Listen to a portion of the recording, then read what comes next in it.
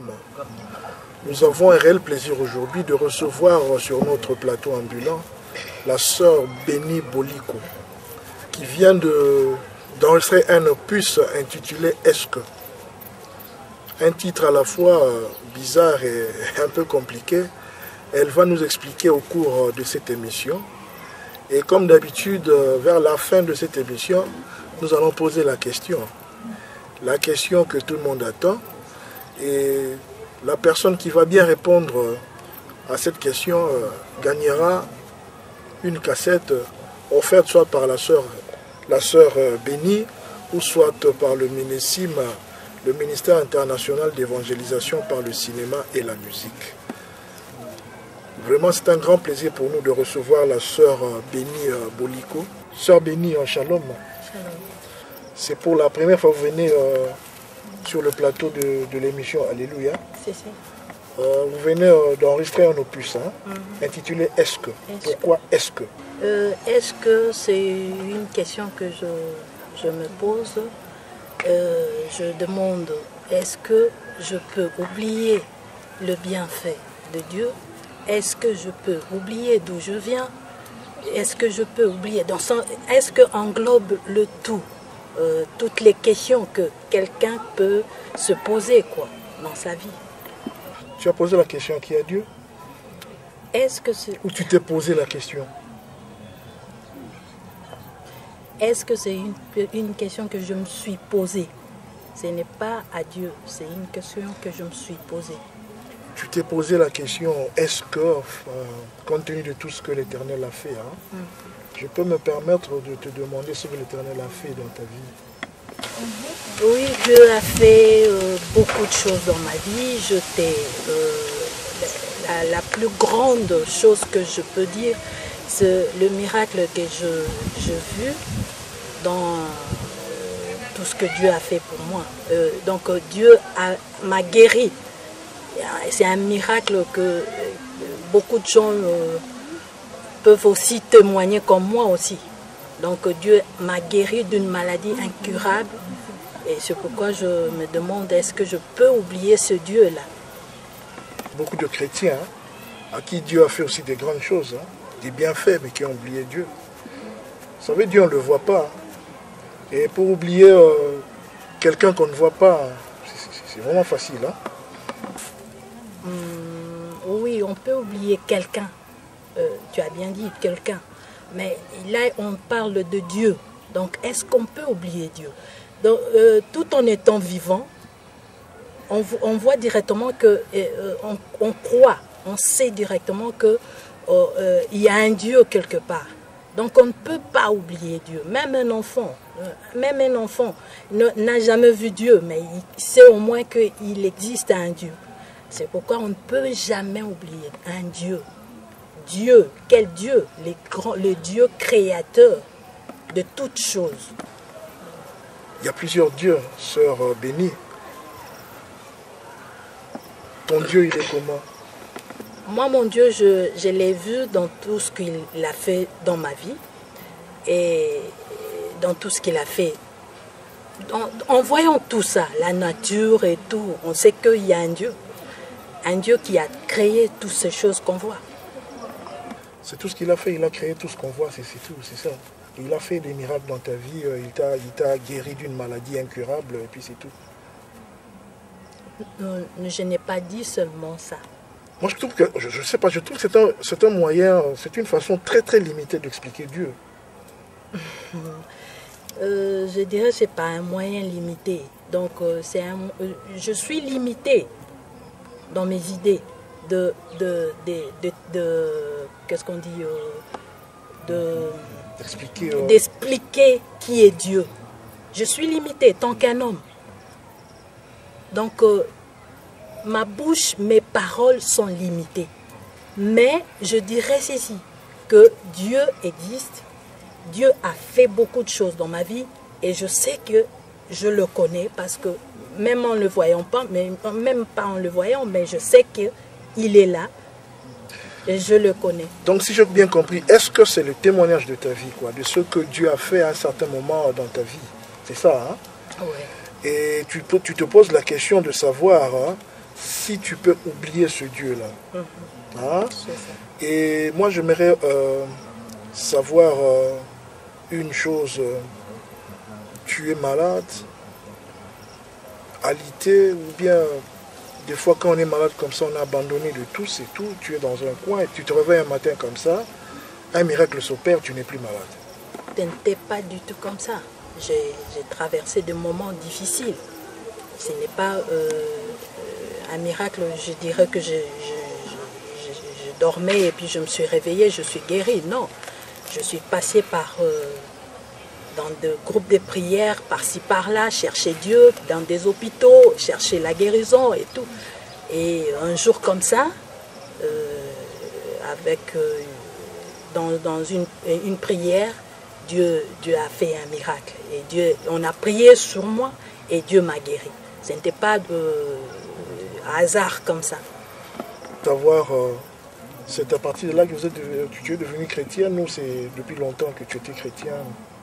Moi, j'ai reçu Jésus depuis l'âge de 15 ans. Donc, j'ai connu Dieu depuis l'âge de 15 ans. Et ce n'est pas à partir de cela que je suis devenue chrétienne. Non, non. Qu'est-ce qu'on peut donner à un Dieu qui a opéré des miracles dans notre vie, dans ta vie, hein? Tu chantes encore quoi dans ce cantique? Pardon, je n'ai pas bien saisi la question. Je vois qu'il y a beaucoup de est-ce que, est-ce que, est-ce que, est-ce que. Tu peux nous expliquer, hein? Est-ce que 1, est-ce que 2, est-ce que 3, est-ce que 4? Je dirais ceci, est-ce que 1?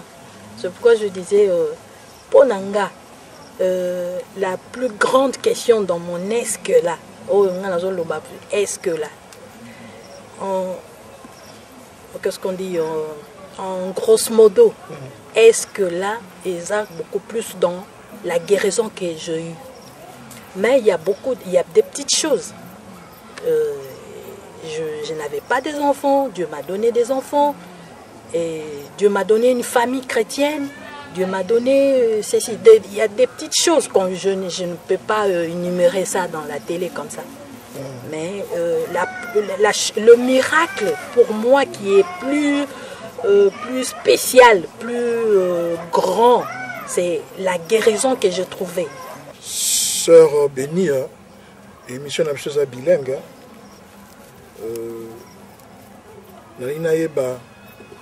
Nzamba sali un miracle dans la vie. Une maladie déclarée par l'homme. Le médecin, c'est un homme. Hein? C'est ça. Il déclare que cette maladie est incurable parce que jusque-là, il n'y a pas de médicaments, il n'y a rien à faire. Tu as prié Dieu, on a prié pour toi, partout, intercession et tout. Et un matin comme ça, tu te réveilles, tu n'es plus malade, tu es guéri. Et c'est prouvé scientifiquement. Okay? Tu n'es plus malade. Hein? Et tu te poses la question de savoir, bon, avant tout, il y aura cantique, au sujet de Nzembo et tout. Eloko nini na kokopesa na Nzambe nazoloba. Et en voyant tout ce que Dieu a fait pour moi, nazomituna qu'est-ce que ngana koikozala nango ya valeur na kokopesa na Nzambe po Nzambe wana sepe. Mais na yembi na mituni mais na tikali pe ka komona ngote. Po na tali na bi or, argent, bilamba, nyonso ezaka yayi. Bonga eloko ninga na kopesa ye ke asepela pour pesa mutu comme récompense ya mutu ya saleli eloko ya munene ya ndenge wana. Il faut eloko yo ezo uta kaka na yo. Mais eloko ngo euti kaka na ye moko. Bon siko nga opeseni. C'est vraiment ça. Vous comprenez bien que vous avez le repère à Nzambe parce que Nzambe nous a créé nyonso. Na ito commandé na niveau wana Nzambe a créé nyonso tout. Mais vous avez le repère à Nzambe te. Car à motema na biso nde tozopesa epai na Nzambe. Nous demandons à la régie de nous balancer le premier cantique de notre sœur Béni Boliko. Il s'agit du cantique Est-ce que.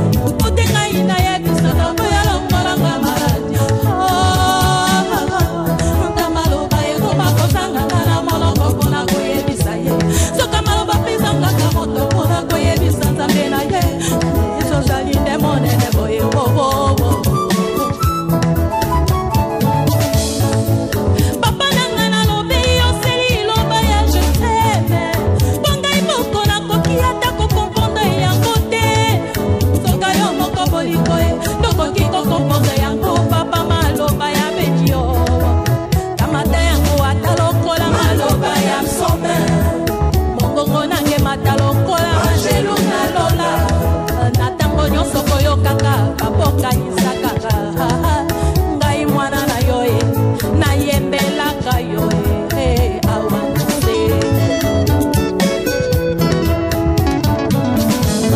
libozani nango ngai napesa na Yesu nyonso ngai nakoki kopesa euta kaka na yebo napesa yaka sapato euta kaka na yebo napesa yaka balijo euta kaka na yebo. Merci à la régie, merci à Gilbert Biladi. Le deuxième cantique sort Béni Boliko. Il faut pas me sentir qu'on a combo Béni Boliko. Comment est béni quand l'air nzamba bénir yo ma de si faut béni banaka. Te za combo nanga. Za combo no yakala. Ou bien tant malade de sil maman comme béni. Non non, combo nanga ezali Béninho Boliko. Mais ma famille, au monde quand ma famille, kataka toujours béni, béni. Et souvent mon père me disait, toi tu es béni vraiment parce que tout le temps, papa n'a pas été dans la chorale, mais on a travaillé beaucoup plus nangai na koyemba. Donc on a utilisé ngai. Ce qui a apprendre ba chant na bango na chorale et à latin et adler a oya na ndaku, yé comme abane ko beta piano. Bon, on a et on chantait naïe. Et il me disait souvent, toi tu es béni, toi tu es béni. Et puis, comment on béni, béni, béni, béni. Et jusqu'à là, je suis béni. Les lots mérités comme on a béni. Nini n'a pas ça. On dirait que c'est une suite logique avec est-ce que. Nini n'a pas ça, Nini n'a pas ça. Yoso, lobby na nzemba liboso, au lobby que, compte tenu de ce que Dieu représente, lui qui a créé les cieux et la terre, a créé Nio surtout, vous avez le grand ça. Mais au lobby sous Nini n'a pas ça. Le balan. Nini n'a pas ça, et zali car suite il y a la question na tuni et makamo na tuni na est-ce. Dans on a tuni na est-ce na lobby na pesio ka moté malangai. Et puis Nini n'a pas ça car suite il y a est-ce parce que nazo lo bakara na bi na koyemba ngomuke eloko nini na pesa na yo. Polo palata ezali se ya yo lifuti nanga moto ezali na tinateo epai na yo nzambe nanga ezaka suite ya esk so béni ya boliko poni nzamba ponika yo ebele pe ba oza maladi bazokufa na bango yo aponika yo poni eza nango naza ezate po naza ndenge bato mokili balobaka grave naza nanga kaka nzamba salinga ngolo eza grâce nzamba salinga parce que bao bakufi na leki bango ne loko moko te bao bakufa na même maladie ongala zaki nango na leki bango ne loko moko te mais eza kaka grâce mais eloko moko na koyeba ke nzambe soka aza na mission apesi yo mission ata soko koyaki na kati omoni ni histoire ya Jonas non Jonas nzambe apesi mission akimi mission wana tina place akendeki akwei na ebale amibwaki na ebale men nzamba récupérer kaka koti ya bombier na kati ya mbisi po mission azalaki nango efale akokisango yango wana na koloba en quelque sorte ndenge wana eza nango nzambe ayeba ke na pesaki nga mission ya kopanza liloba na ye na kati na banzembo yango wana alingaki te na kufa je nakanisi ekoza nango ka ndenge wana mais nayebi kutu nde na ko répondre te bao bakufi na maladie wana onga nazalaki nango naleki bango ne loko mote pourquoi nga naza na question les réponses à kopesa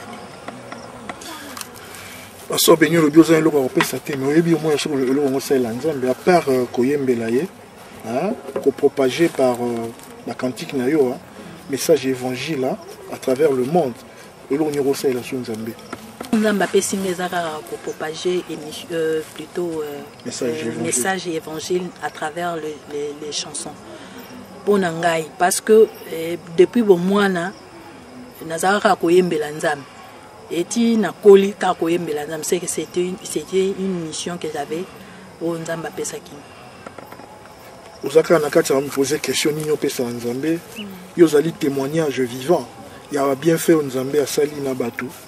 Est-ce que vous avez que au la paix témoignage wana qui n'aurait pas na réconforter bato mosusu pe dans la situation où yo zala nango bien la maladie où yo zala nango j'ai eu occasion ya ko kende ko koloba yango na ba hôpitaux te mais na ba église na si na témoignant et puis na ba hôpitaux na memaka parole de Dieu na muke nzamba sa pesa ngai na ngasi ba mbande ko mususu ba ko yeba que to le kana ya nanga grande sœur nanga Agnès ko kabola moi muke oyo nzamba pesa biso